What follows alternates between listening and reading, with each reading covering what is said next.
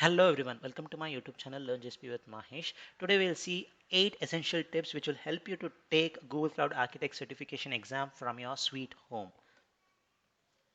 As most of you are aware, Google has made sure there are certain certifications which you can take from home. For example, data engineer certification is something which you can take from home.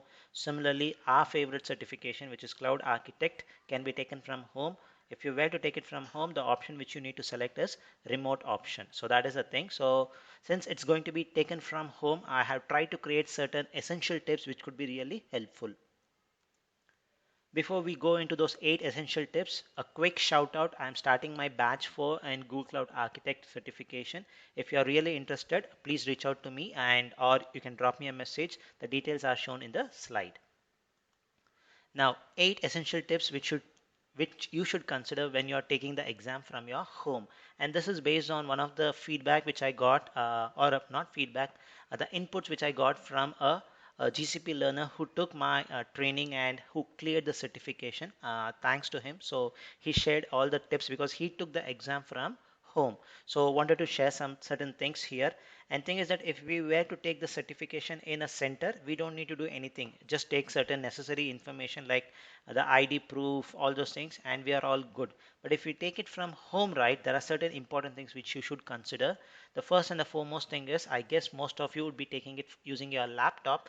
Make sure your laptop is 100% charged. So it should be fully charged. That is the most important thing because you may drain your charge quickly. The reason is when it comes to this taking the exam from the home using the webcam, uh, the team the the team who's conducting this exam, they will be monitoring you, so there will be a video streaming which will be happening, so there's a high chance that your battery laptop's battery can drain very very quickly. Even if you have your battery 100% charged, I highly recommend you plug the power cable and let it be running also. So let it be charged and still connected to the power cable. So that is the important thing. So those are the top 2 essential tips. Moving on to the third one, please make sure you have at least 2 reliable internet. One could be your sweet home's Wi-Fi connection, and another could be your mobile's hotspot. Use your mobile as a hotspot. This is very important. I know in some countries the network is really good, but with COVID-19, most of the places the network is having a crunch. And if you're taking it from your home and all of a sudden the network internet drops, it could be a problem. So don't take into that kind of a risk. Make sure at least you have 2 reliable internet. I assume most of us will have a reliable network. One would be the phone, one would be the home internet. Please try to make sure you have all the necessary configuration done for that. Moving on to the third one, please sit in a room where a good lighting condition is there. So this is very very important because there's a team or individual who will be monitoring you via the webcam for the 2 hours. So good lighting condition is very very important. I know in some countries no power failure will be there, but in some countries there are power failures happening. So if you have something of that sort, please make sure you have some arrangement for that. Or if you feel the power failure can occur, I would say sit or take the exam during a daytime where good amount of sunlight is there. So small tidbits, so I wanted to share that. Moving on to the fifth tip, please make sure your passport or any other ID proof which you have mentioned, uh, which could be a valid ID proof, have it next to you so that the person will ask you to show the passport. So you have to present it in front of the webcam and he will verify it, he or she will verify it, and then only you'll be able to proceed further. So having it next to your desk would be really, really helpful.